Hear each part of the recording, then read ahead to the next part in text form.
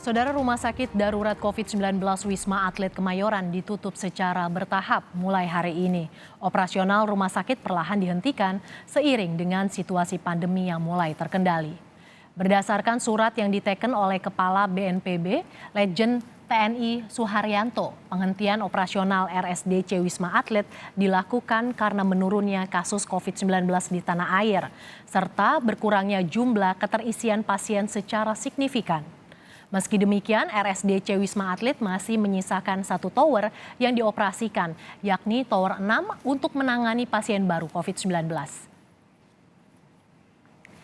Untuk informasi selengkapnya, sudah ada jurnalis Kompas TV, Triksi Valencia, yang akan melaporkan langsung dari RSDC Wisma Atlet Kemayoran, Jakarta.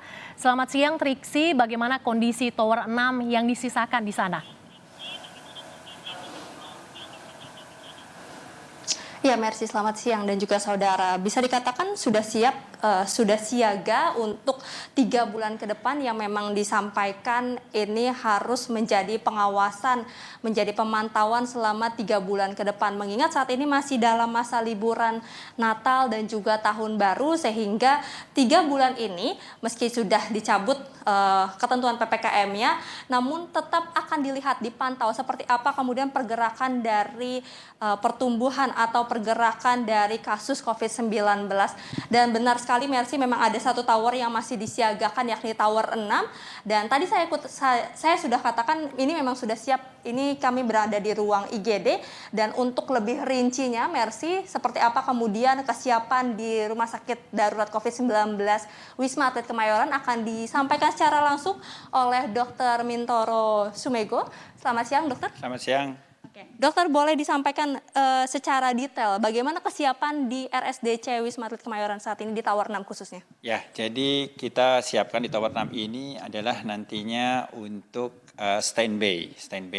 Sesuai dengan arahan pimpinan, kami menyiapkan Tower 6 ini untuk standby Nataru. Jadi Tower 6 ini kenapa yang dipilih adalah sebagai Tower 6 itu karena Tower 6 ini tempat tidurnya cukup banyak, ada 1.651 tempat tidur. Di situ juga ada IGD, ada ICU, ada IMCU, dan ada HCU. Dan nantinya adalah Tower 6 inilah yang akan kita fungsikan jika terjadi ada lonjakan pasien. Seperti apa sistemnya, seperti apa, dokter? Ini kan hanya satu tower, kemudian juga sudah ada ruangan. Ini kita di ruang IGD begitu ya.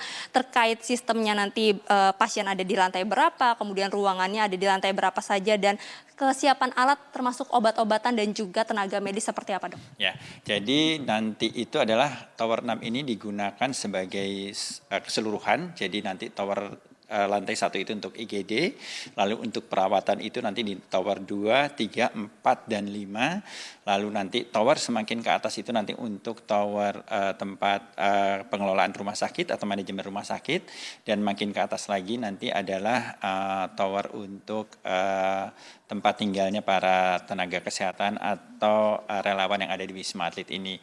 Itu kita semua sudah atur, dan semua barang-barang, semua alat medis, berarti alkes yang ada ini sudah kita siapkan.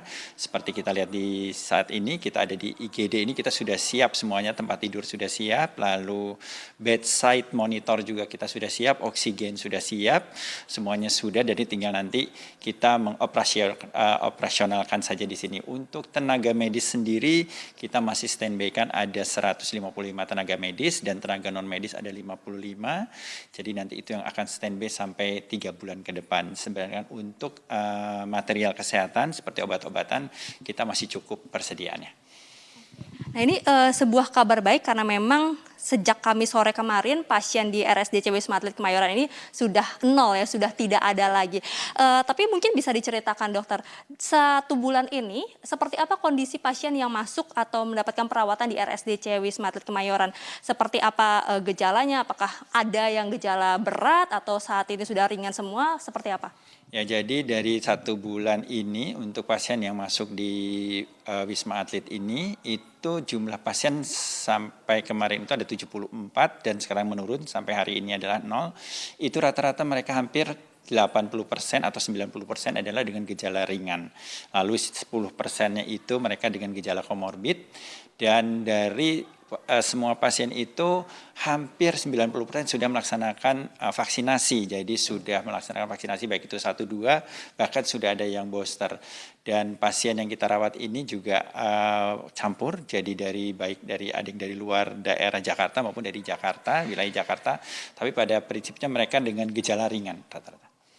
Baik, terima kasih untuk penjelasannya Dokter Mego. Ya, saudara, bisa dikatakan memang PPKM ini sudah dicabut, kemudian juga penurunan dari pasien ini juga sudah mulai terlihat. Namun yang masih terus diimbau juga oleh pemerintah adalah bagaimana vaksinasi sekali lagi terus tetap dilakukan oleh masyarakat. Kemudian juga yang kedua adalah tetap menggunakan masker ketika berada di ruangan tertutup maupun juga berada di dalam kerumunan. Tentu kerjasama ini harus diperlukan dan juga diterapkan bukan hanya dari pihak pemerintah maupun juga tenaga kesehatan saja, tapi juga dari seluruh kalangan masyarakat agar benar-benar pengendalian terhadap kasus COVID-19 ini benar-benar selesai di tahun 2023. Merci. RSDC Wisma Atlet ditutup secara bertahap, 1 tower tetap akan disiagakan. Terima kasih jurnalis Kompas TV, Triksi Valencia atas laporan Anda.